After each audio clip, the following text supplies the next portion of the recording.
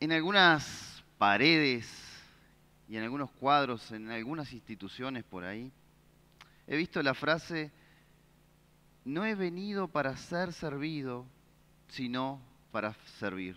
La frase de Jesús, ¿no?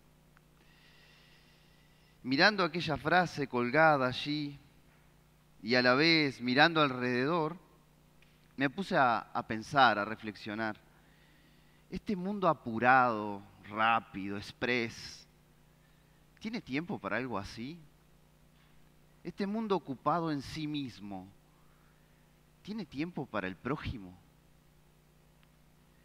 ¿Están preparados para entender y comprender de qué se trata esto tan importante y fundamental para la vida? Esta frase la mayoría de las personas, para la mayoría de las personas, para la mayoría de los usuarios de estas instituciones, para la mayoría de los funcionarios, incluso para la mayoría de los directivos, termina siendo simplemente un eslogan, una frase bonita en la pared, ¿no? Una frase pintada en esa pared con un lindo cuadro arriba. Pero ahora, nosotros, ¿entendemos de qué se trata esta frase? Vamos, para reflexionar sobre esto, vamos a ir a la Biblia. Vamos a abrir nuestra Biblia en el Evangelio de Marcos,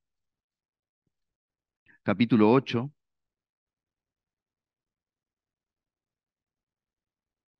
versículo 31. Marcos en los capítulos 8, 9 y 10 nos describe hechos del último año del ministerio de Jesús.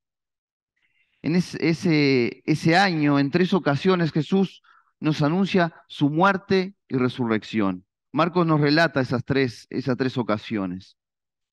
Es interesante ver que en las tres ocasiones, luego de este anuncio tan importante, vemos a los discípulos reaccionar de una forma que demuestra que desconocían la realidad de lo que realmente estaba ocurriendo en ese momento. Jesús los estaba preparando para enfrentar momentos muy difíciles, momentos que estaban muy próximos a ocurrir. Ya al final de ese año iba a suceder todo eso. En este primer relato de este anuncio, lo vamos a encontrar acá, en este capítulo 8, versículo 31. Vamos, leemos, me acompañan. Dice así. Luego comenzó a enseñarles que era necesario que el Hijo del Hombre padeciera mucho, que fuera desechado por los ancianos, los principales sacerdotes y los escribas, y que fuera muerto y resucitado después de 3 días. Les decía esto claramente. Entonces Pedro lo tomó aparte y comenzó a reprenderlo. Pero él se dio vuelta y mirando a sus discípulos, reprendió a Pedro diciendo, Quítate de delante de mí, Satanás, porque no piensas en las cosas de Dios, sino en las cosas de los hombres. Seguramente esto que Jesús le estaba diciendo era algo que lo sorprendió, era algo nuevo, era algo difícil de entender y digerir para estos discípulos. Estos hombres pensaban que el Mesías venía a liberarlos de la opresión de sus enemigos. El enemigo en ese momento era Roma, era el imperio romano. Y escuchar que su Mesías sería rechazado por los suyos. Además, se sumaba que sería muerto y luego hablaba de resurrección. Algo no estaba encajando en esa forma de pensar en las cosas como ellos la veían, ¿no? La reacción de Pedro es muy humana y muy entendible, dentro de esa forma de ver las cosas y dentro de su razonamiento en el momento. Igual Pedro es demasiado audaz y toma un paso que está fuera del lugar. Lleva al maestro aparte y le reprende. Pedro le pareció que Jesús no estaba diciendo algo coherente y quiso hacerlo entrar en razón. Maestro, ¿qué decís? Pedro actuó desde su perspectiva. Pedro recibe su merecido reproche y los demás en cierta forma también. Es interesante que Jesús aquí involucra a Satanás en la historia, ¿no? Y esta respuesta, Jesús de cierto modo nos está trasladando un tiempo atrás al desierto, en las tentaciones. ¿no? Cuando hace esta reprensión, ¿no?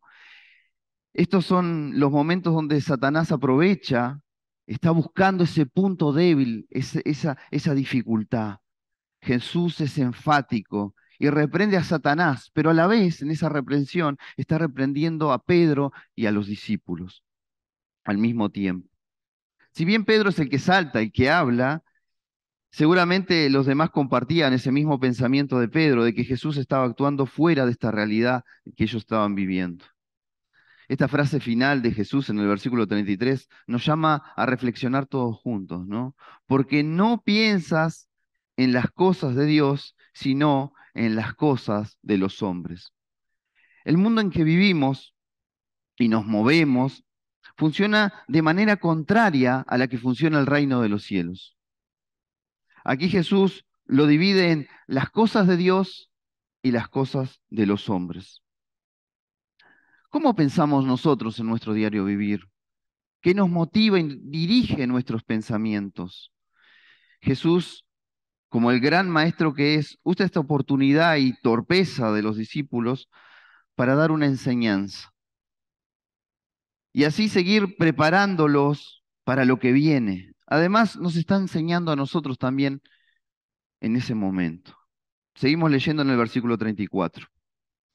Y llamó así a la gente, juntamente con sus discípulos, y les dijo: Si alguno quiere venir en pos de mí, niéguese a sí mismo, tome su cruz y sígame, porque el que quiere salvar su vida, la perderá, pero el que pierda su vida por causa de mí y del Evangelio, la salvará. Pues, ¿de qué le sirve al hombre ganar al mundo entero y perder su vida? Porque, ¿qué dará el hombre en rescate por su vida? Pues el que se avergüenza de mí y de mis palabras, en esta generación adúltera y pecadora, el Hijo del Hombre se avergonzará también de él cuando venga en gloria, en la gloria de su Padre con los santos ángeles. Negarse a sí mismo, tomar la cruz, seguirlo. Seguro estos discípulos pensaban que venían tiempos de gloria en la tierra, que Israel sería una nación poderosa nuevamente, que el Mesías gobernaría y ellos tendrían su lugar en el reino. La actitud es algo parecida hoy día, con lo que nos pasa hoy día. Cuando estamos buscando satisfacer nuestras necesidades, nuestros sueños, nuestros anhelos, cuando tenemos nuestra vida planificada según nuestra forma de ver las cosas. De repente viene Jesús y te dice: esto no funciona así. Esta forma de vivir no te va a dar nada de lo que pensás que te va a dar. Es una forma de vivir momentánea y es algo para lo cual no estás creado. Este mundo te dice: tenés que encontrar tu propia felicidad. Saca de tu vida todo lo que te molesta para cumplir tu sueño y vivir para vos. Jesús te dice: niégate a ti mismo. Este mundo te dice: tenés que vivir la vida es corta, hacé lo que te venga en ganas. Jesús te dice: toma tu cruz. El mundo te dice: vos haces tu destino, vas para donde quieras. Jesús te dice: sígueme. Cuando Jesús vino a este mundo, vino con un propósito y Él nos dejó el ejemplo de vida. Él tomó la cruz, Él fue el Gólgota y se entregó en nuestro lugar. Nosotros debemos tomar nuestras responsabilidades, ponerlas sobre nuestros hombros y seguir los pasos de Jesús. El hacer lo que debemos hacer, estar donde debemos estar, el ir donde debemos ir, más allá de nosotros mismos, más allá de nuestros sueños, más allá de nuestras planificaciones. El que pierde su vida a causa de Jesús y el Evangelio, en realidad no la está perdiendo. La satisfacción más grande de cualquier ser humano es vivir para Dios. Es mejor estar dentro de la voluntad de Dios, no importa dónde sea, que estar en el mejor lugar del mundo, pero fuera de su voluntad. Los discípulos venían de ver cosas gloriosas en estos últimos años que habían estado con Jesús. Ellos se encontraban ubicados al norte de Galilea, para ubicarnos un poquito, y para ubicarnos también en el tiempo. En esos días ocurre la transfiguración y algunos hechos ahí a los alrededores de Cesarea de Filipo, bien al norte, allá en Galilea. Si vemos el mapa de Israel, está bien allá arriba. Ya de camino a Capernaum, cuando termina todo eso, la transfiguración, el endemoniado ahí que está a los pies del monte, ellos comienzan nuevamente a venir a Capernaum. Capernaum era el centro del ministerio de Jesús en toda esa región. Él estaba instalado en ese lugar con los discípulos, ¿no? Y venía camino ahí, y Jesús vuelve a anunciar en ese retorno, pocos días después de lo que habían hablado recién, eh, y anuncia nuevamente su muerte y resurrección. Vamos un poquito más adelante a Marcos 9:30.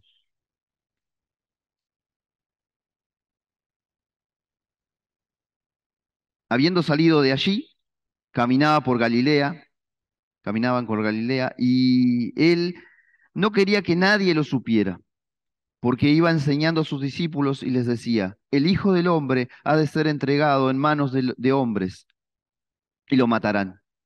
Y una vez muerto, resucitará después de 3 días. Pero ellos no entendían estas palabras y tenían miedo de preguntarle. Llegó a Capernaum y cuando estuvo en casa, Jesús les preguntó, ¿qué disputaban entre ustedes en el camino? Pero ellos callaron porque lo que habían disputado los unos con los otros en el camino era quién era el más importante.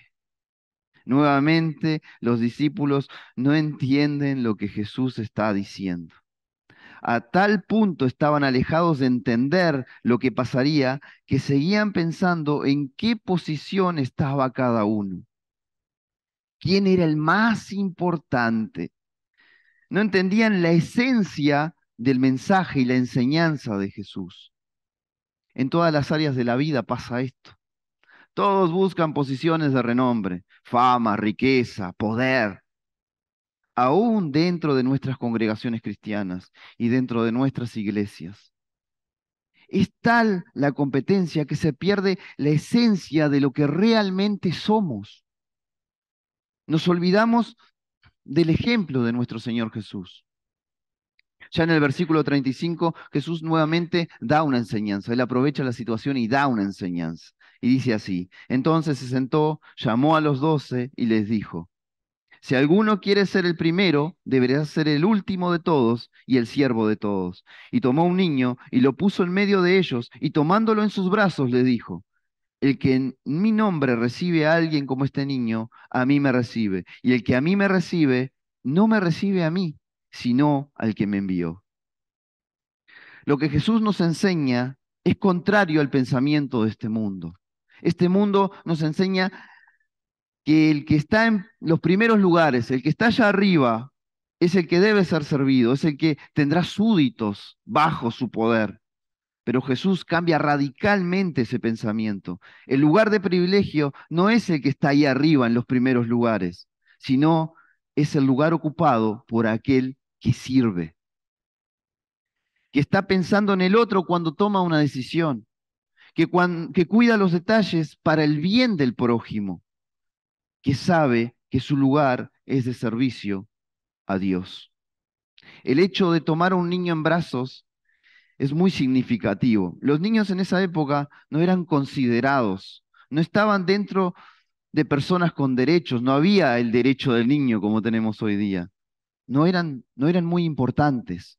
Un niño era símbolo de alguien despreciado socialmente, no tenía mucho valor.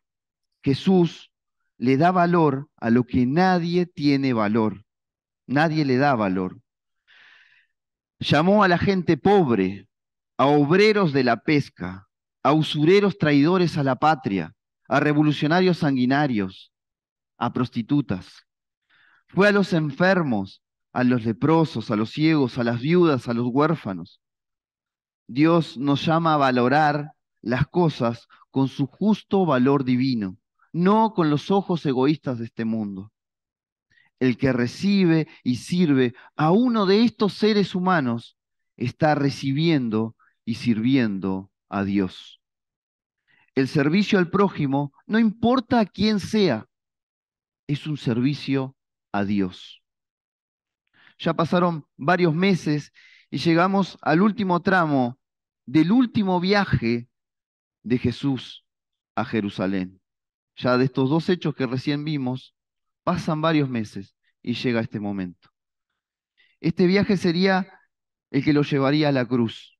Ya es su último viaje a Jerusalén.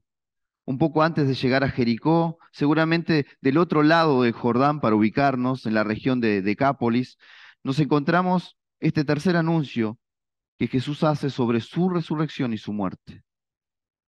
Vamos un poquito más adelante, Marcos 10, versículo 32. Iba por el camino, subiendo a Jerusalén, y Jesús iba delante de ellos. Estaban asombrados, y los que los seguían tenían miedo. Entonces, volviendo a tomar a los 12 aparte, les comenzó a declarar las cosas que estaban por acontecer. He aquí subimos a Jerusalén, y el Hijo del Hombre será entregado a los principales sacerdotes y a los escribas. Lo condenarán a muerte y lo entregarán a los gentiles. Se burlarán de él, lo escupirán, lo azotarán y lo matarán. Y después de 3 días resucitará. Entonces Jacobo y Juan, hijos de Zebedeo, se acercaron a él y le dijeron: Maestro, queremos que nos concedas lo que pidamos.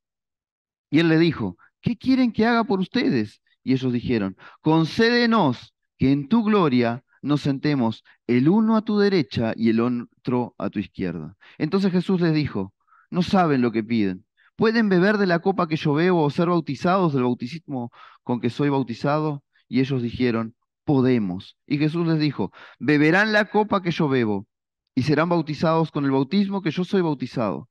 Pero el sentarse a mi derecha y a mi izquierda no es mío concederlo, sino que es para quienes está preparado. Nuevamente la reacción de los discípulos es totalmente contraria a lo que Jesús les había enseñado. Jesús le está hablando que va a ser rechazado, que va a morir. Los está preparando para cuando pase todo esto, para que más adelante ellos puedan entender lo que está pasando. Pero ellos están en otra cosa. Están hablando un idioma diferente que Jesús, están en sintonías diferentes con Jesús. Jesús le está hablando de la máxima entrega por la humanidad y ellos están hablando de ocupar lugarcitos de privilegio. Ellos responden rápido, estos dos muchachos, sin entender lo que Jesús le había preguntado. Sí, podemos beber la copa, dicen. Ellos ni idea de qué se trataba esta copa, no tenían idea. Pero Pero Jesús ve un poco más lejos, mira un poco más lejos y sabe que ellos luego van a entender y van a asumir el lugar que les corresponde. A tal punto que Jacobo va a ser el primero de los apóstoles que va a morir a causa de Jesús, el primer apóstol mártir. Eso lo vemos en el libro de Hechos. Y Juan pasará muchos sufrimientos y muchas prisiones. Vivirá hasta su vejez, pero vivirá con muchas dificultades, muchas presiones y muchos sufrimientos a causa de Cristo. Los dos serán sumergidos en la muerte de Cristo, pero resucitarán para vida eterna, al igual que los demás discípulos y al igual que nosotros. Pero los lugares no se trata de méritos humanos, se trata de cómo Dios en su soberanía decidió quién estará en cada lugar.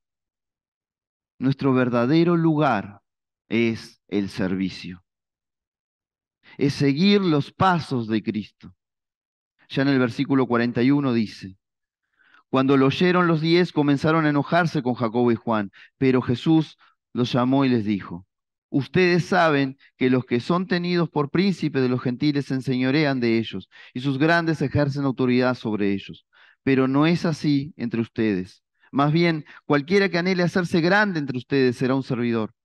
Y cualquiera que anhele ser el primero entre ustedes será siervo de todos, porque el Hijo del Hombre tampoco vino para ser servido, sino para servir y para dar su vida en rescate por muchos. Los demás se enojaron, los otros discípulos, porque pensaban que Jacobo y Juan les estaban sacando ventaja en los lugares. Pero Jesús nuevamente les da una enseñanza. Jesús nuevamente nos da una enseñanza.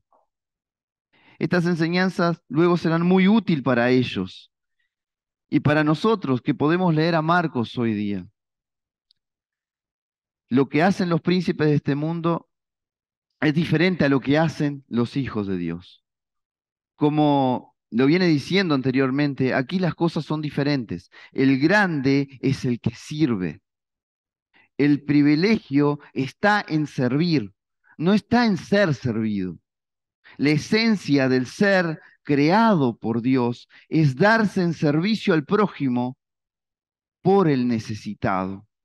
Allí en el versículo 45 es como un cierre de estos tres hechos que sucedieron a lo largo de ese año.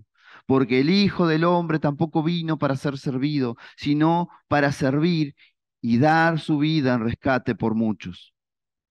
Jesús es el supremo ejemplo de vida. Nos enseña con su propia vida cómo debemos actuar. Jesús es el ejemplo de servicio.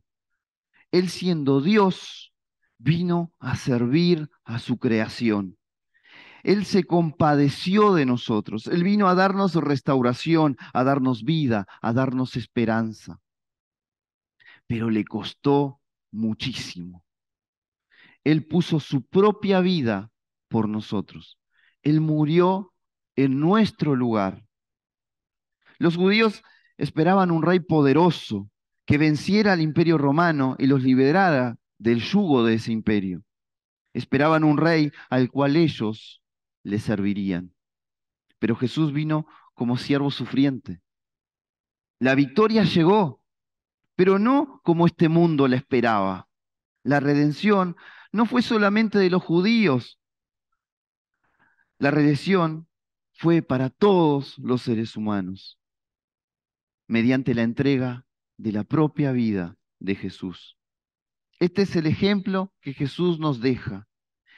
En estos 3 episodios Jesús nos quiere dejar una gran enseñanza. Esa enseñanza lleva las marcas de su propia vida. Nuestras vidas deben ser un sacrificio en servicio a Dios y al prójimo. El verdadero sentido de un hijo de Dios es servir. Negarnos a nosotros mismos, tomar nuestra cruz, seguir a Cristo, tomar el lugar de atrás, ponernos el uniforme del servicio, alistarnos para trabajar por nuestro prójimo, ser siervos de todos. Que la frase que dijo Jesús no sea una frase pintada en un cuadro en un pasillo por ahí. Que las palabras de Jesús estén grabadas y pintadas en nuestros corazones y que esas palabras sean un estilo de vida para nosotros. No he venido para ser servido, sino para servir. Los invito a que se pongan de pie.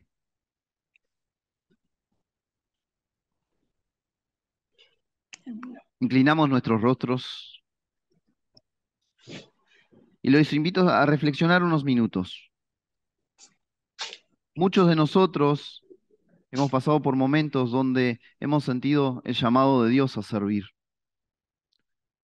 Hay muchos jóvenes que han terminado sus carreras, pero a lo largo de sus estudios, a lo largo de su adolescencia, juventud, han sentido ese fuego en el corazón diciendo, donde Dios les decía, te estoy llamando. Siguieron sus vidas. Hay otros que están por comenzar sus estudios universitarios. Hay otros que somos más veteranos y ya pasamos por esas etapas, pero Dios nos ha llamado. Si bien esto que Dios nos enseña, que Jesús nos deja enseñanza, es para toda la vida, es para todos, para servir en nuestro hogar, para servir en nuestros trabajos, para servir en la comunidad, en la iglesia. Pero hay llamados especiales, llamados a misiones, llamados a pastorados. Y Dios está reclutando a estos jóvenes, reclutando a estas personas. Te está reclutando a ti.